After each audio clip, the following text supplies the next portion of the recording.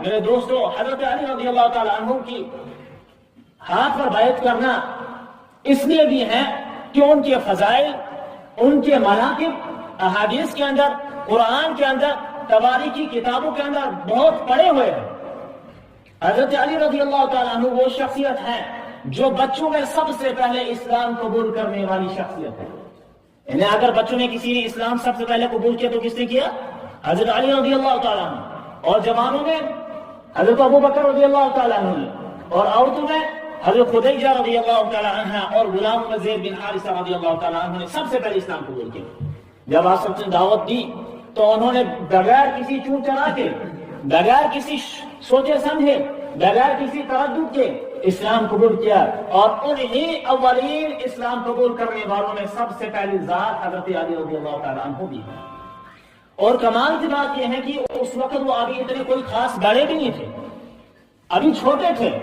اسلام قبول کرنے کے وقت ان کی عمر کتابوں کے اندر آتی کہ 9 سال کی عمر تھی۔ کتنی سال کی عمر تھی؟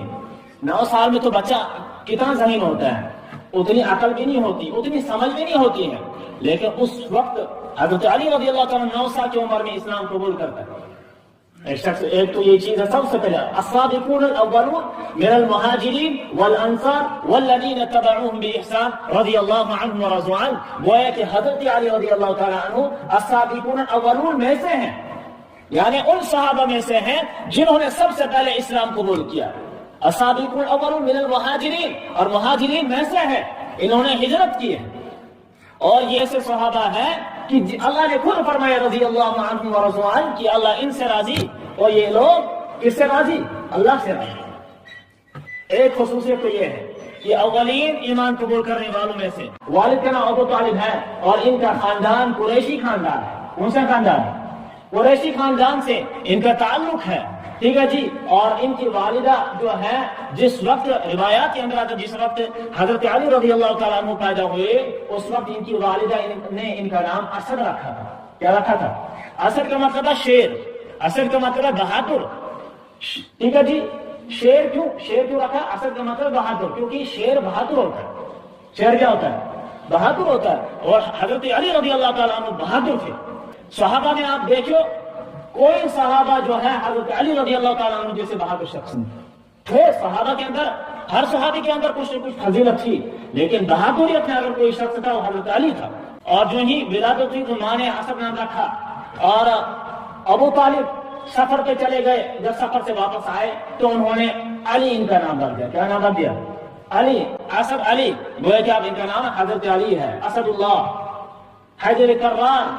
یہ وہ شخصیت ہیں کہ جب غزوہ بدر ہوا اور اس وقت حضور علیہ السلام نے چند مسلمانوں کو دشمنوں کا حال معلوم کرنے کے لیے آگے بھیجا، اور ان چند مسلمانوں نے حضرت علی بھی، ان چند مسلمانوں نے حضرت علی بھی ہیں۔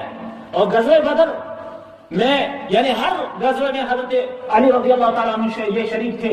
احد کی بات لے لو، غزوہ خندق کی بات لے لو، تبوک کی بات لے لو، حنین کی بات لے لو، خیبر کی بات لے لو، ہر غزوات میں حضرت علی رضی اللہ تعالیٰ عنہ کیا تھے؟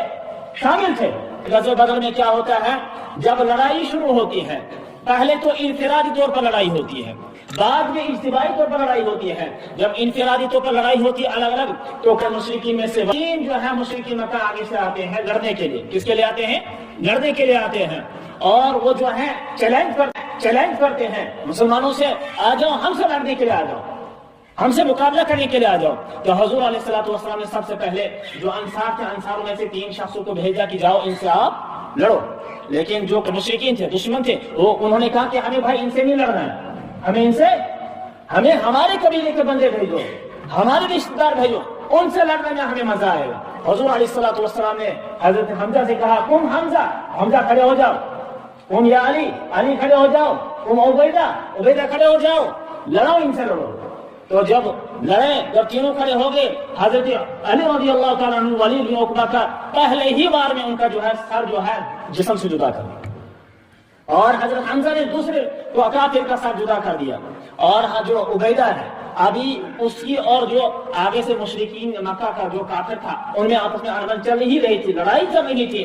تو وہاں سے حضرت علی اور حضرت حمزہ فارغ ہو کر جو آئے اور اس دشمن کا بھی خاتمہ کر دیا۔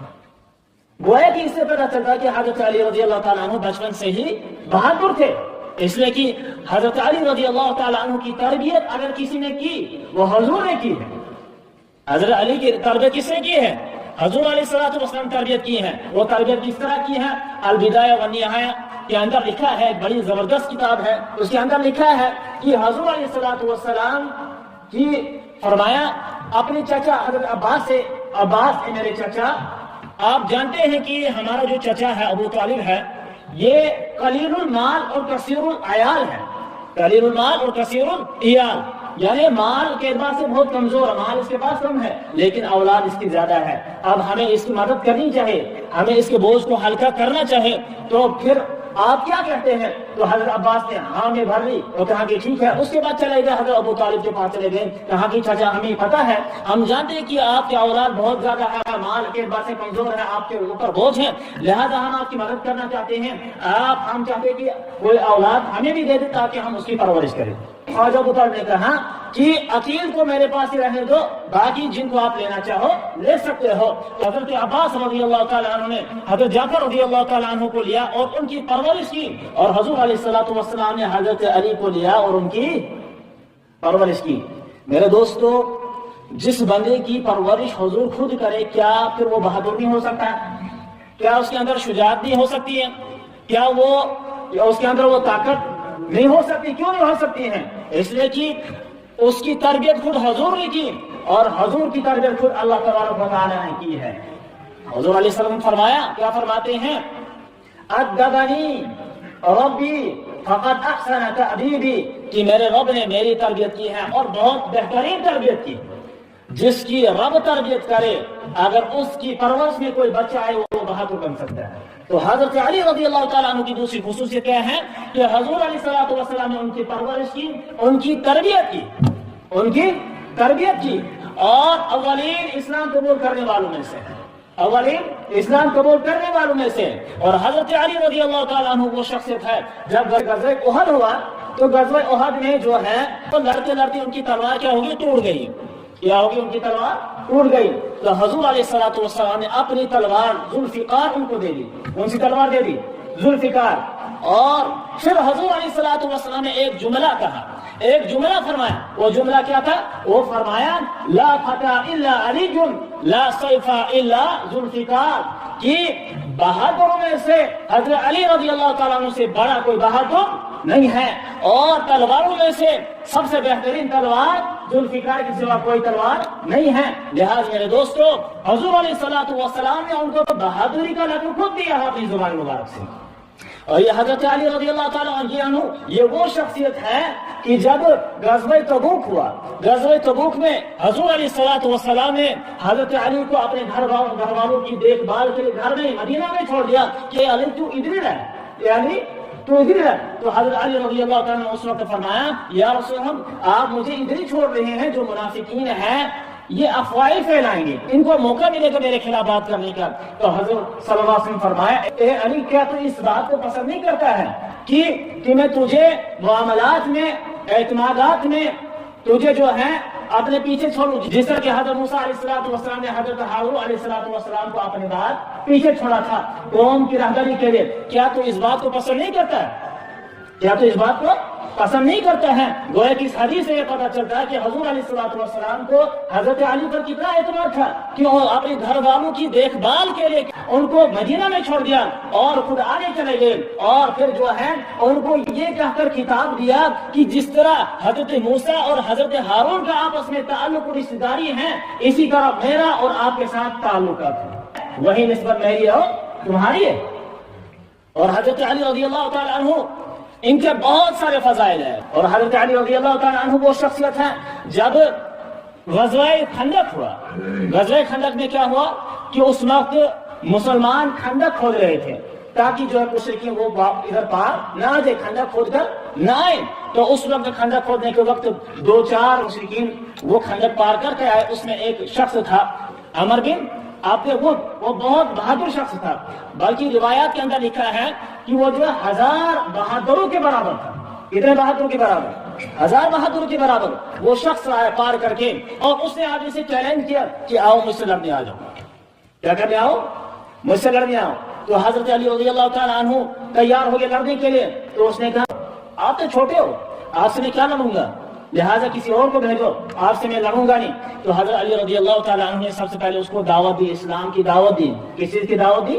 اسلام. اس لیے کہ یہ سنت انبیاء ہے, سنت صحابہ ہے. جب بھی آپ کسی دشمن کو جب بھی آپ اس سے لڑنے جائیں, سب سے پہلے اس کو اسلام کی دعوت دیں. کس کی دعوت دیں؟ اسلام قبول کریں گے. اگر وہ اسلام قبول کرتا ٹھیک, پھر وہ امان میں ہے, پھر حفاظت میں. لیکن اگر وہ اسلام قبول نہیں کرتا ہے, پھر اس سے جنگ ہے, پھر اس سے کیا ہے؟ جنگ ہے. اسی طرح حضرت علی رضی اللہ تعالیٰ نے یہاں پر بھی اسلام کی دعوت دی کہ آپ جو اللہ اس کے رسول کی طرف آ جاؤ. لیکن انہوں نے کہا کہ میں کسی اللہ اس کے رسول کو نہیں جانتا ہوں, آپ کو لڑنا ہے کسی کو لاؤ, بہادر کو لاؤ. تو حضرت علی نے کہا کہ نہیں, کوئی بہادر نہیں ہے, میں لڑنے کے لیے تیار ہوں. اس نے کہا میں تجھے قتل نہیں کرنا چاہتا ہوں. حضرت علی نے کہا میں تجھے قتل کرنا چاہتا ہوں, میں تجھے مارنا چاہتا ہوں. اور وہ غصے میں آ گیا, وہ تیش میں آ گیا. وہ جو گھوڑے سے اتر کر جو ہے نیچے اترے اور تلوار کا وار حضرت علی رضی اللہ عنہ پر کرنا چاہا. تو حضرت علی نے اپنی تلوار سے اس کی تلوار کو روک دیا اور پھر دوسرے بار میں اس کا کام تمام کر دیا.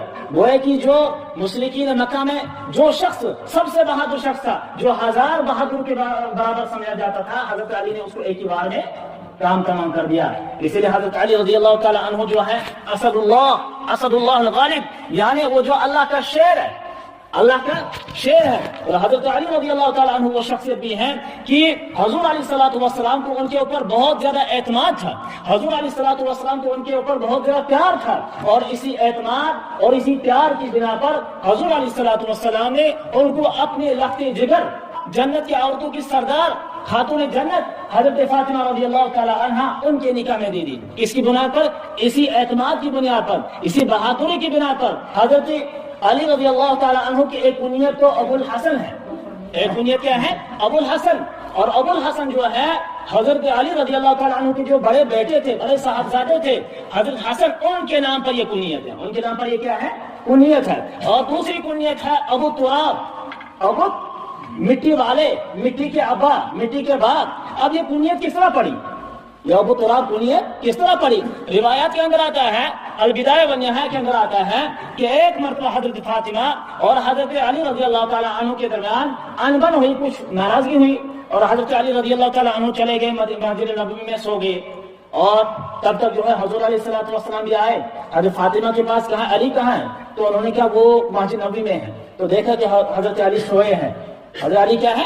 مسجد نبوی میں سوئے ہیں, اور ان کی کمر پر مٹی لگی ہے. ان کے کمر پر کیا لگی ہے؟ مٹی لگی ہے. تو حضور نے ان کی کمر سے مٹی کو صاف کیا, پوچھا اور ان کو کھڑا کیا, کھڑے ہو جاؤ. اور ان سے کہا ابو تراب یہاں کیا کر رہے ہو؟ کیا کہا؟ حضور نے کیا کہا؟ ابو تراب, اے مٹی والے, مٹی کے باپ یہاں کیا کر رہے ہو؟ گویا کہ وہ کنیت کس نے دی ان کو؟ حضور علیہ الصلوۃ والسلام اپنی زبان مبارک سے دی ہے. اور روایت کے اندر آتا ہے وہ کنیت حضرت علی رضی اللہ تعالیٰ عنہ کو بہت زیادہ پسند ہے, بہت زیادہ پسند. کیوں نہیں پسند ہوتی؟ حضور نے اپنے زبان مبارک سے ان کو وہ کنیت دی تھی, ابو تراب. بہرحال حضرت علی رضی اللہ تعالیٰ عنہ یہ وہ شخصیت ہے جن کے اعتماد کی بنا پر, جن کی بہادری کی بنا پر حضور علیہ الصلوۃ والسلام نے اپنی رخت جگر کو ان کے نکاح میں دے دیا. حضور علیہ الصلوۃ والسلام کی کل 4 بیٹیاں تھی. کتنی بیٹیاں تھی؟ 4 بیٹی. یہ باتیں سب کو پتہ ہونی چاہیے. 4 بیٹے, ایک بیٹی نہیں. کچھ حضرات تو ایسے بھی ہوتے کہتے نہیں ایک نہیں, بلکہ 4 بیٹیاں ہیں. حضرت رقیہ, حضرت ام کلثوم, حضرت زینب, حضرت فاطمہ رضی اللہ تعالیٰ عنہ. اس وقت کسی خلافت کو سنبھالنا, اس وقت مسلمانوں کی ڈور کو, مسلمانوں کی اقتدار کو سنبھالنا, یہ کوئی چھوٹی بات نہیں تھی. یہ بہت مشکل کام تھا, کیونکہ منافقین گھسے ہوئے تھے. اس لیے حضرت علی رضی اللہ تعالیٰ عنہ اس وقت چاہتے تھے کہ پہلے جو ہے اس خلافت کو مضبوط کیا جائے. سب سے پہلے جو ہے جب مضبوط ہو جائے گی خلافت, اس کے بعد جو حضرت عثمان رضی اللہ تعالیٰ عنہ کے جو قاتل ہیں ان سے پھر نمٹ لیا جائے گا, ان سے بدلہ لیا جائے گا. لیکن سب سے پہلے کیا کیا جائے گا؟ خلافت کو مضبوط کیا جائے گا. لیکن کچھ حضرات تھے مطلب مسلمانوں میں, بہرحال وہ اجتہادی ایک نظریہ تھا کہ وہ چاہتے تھے کہ حضرت عثمان کے جو قاتل ہیں ان کا بدلہ پہلے لیا جائے. لیکن کچھ صحابہ ایسے تھے وہ کہتے ہیں پہلے جو ہے خلافت مضبوط ہو. بہرحال دونوں اپنی جگہ صحیح تھے, کوئی غلط نہیں تھا. سب کا اپنا اپنا نظریہ تھا, سب نے اپنے اپنے طور پر اجتہاد کیا. اور اجتہاد کے بارے میں آتا ہے, بخاری کے اندر روایت موجود ہے, بخاری میں آتا ہے کہ جس شخص نے اجتہاد کیا اور اس کا اجتہاد صحیح بھی تھا, اس کو 2 اجر ملتے ہیں. کتنے اجر ملتے ہیں؟ 2 اجر ملتے ہیں. ٹھیک ہے جی, ایک اجر تو اس کو اجتہاد کرنے پر ملتا ہے, ایک اجر کس پر ملتا ہے؟ اجتہاد کرنے پر، اور دوسرا اجر اس کو ملتا ہے اس اجتہاد کی درستگی پر، یعنی جو اس نے اجتہاد کیا بعد میں وہ صحیح بھی نکلا اس پر بھی ثواب ملتا، کوئی کی دوبارہ اجر ملتا ہے۔